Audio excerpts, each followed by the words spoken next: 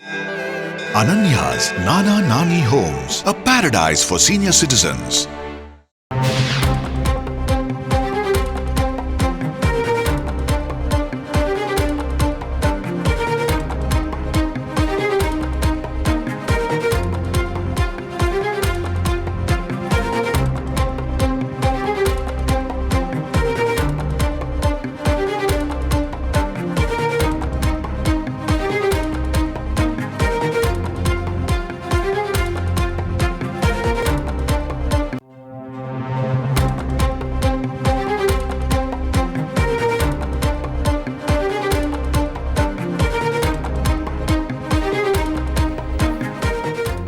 அண்மை செய்தி.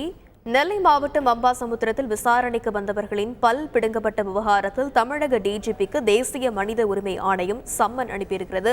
இது பற்றிய மேலும் விவரங்களை செய்தியாளர் ராமசுந்தரம் வழங்கிட கேட்கலாம். வணக்கம் ராமசுந்தரம். தேசிய மனித உரிமை ஆணையம் விடுத்திருக்கக்கூடிய இந்த சம்மன் கூறும் செய்தி என்ன?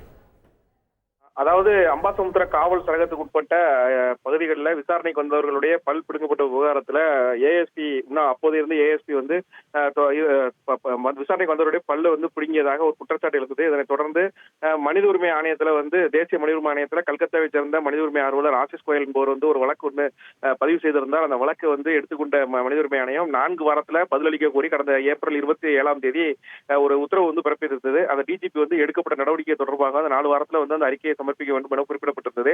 ஆனால் இதுவரை வந்து டிஜிபியிடம் இருந்து எந்த ஒரு அறிக்கையும் வரவில்லை என்பதை காரணம் காட்டி மனித உரிமை ஆணையத்தில் வரும் மார்ச் 1 11 மணிக்கு வந்து தமிழக டிஜிபி நேரில் ஆஜராக வேண்டும், அந்த சம்பவம் தொடர்பான அறிக்கையும் அதில் வந்து கொண்டு வந்து சமர்ப்பிக்க வேண்டும் என்பது குறித்தான ஒரு உத்தரவை வந்து தற்போது பிறப்பித்திருக்கிறது.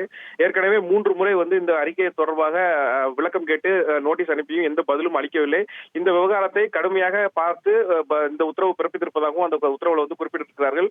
ஏற்கனவே 3-4 வழக்குகள் வரை இது வந்து தேசிய மனித உரிமை ஆணையத்தில் இருந்த நிலையில தற்போது ஒரு வழக்குல உத்தரவு வந்து அதாவது நேரில் வந்து ஆஜராகாத டிஜிபிக்கு வந்து உத்தரவு பிறப்பிக்கப்பட்டிருக்கிறது. இந்த பல் பிடுங்கப்பட்ட விவகாரம் தொடர்பாக காவல்துறை சிபிசிஐடி தரப்புல வழக்கு பதிவு செய்து தற்போது நெல்லை மாவட்ட நீதிமன்றத்தில் அந்த வழக்கு வந்து விசாரணையில் நடந்து வருகிறது. விவரங்களுக்கு நன்றி Ramasundaram. Ananya's Nana Nani Homes, a paradise for senior citizens.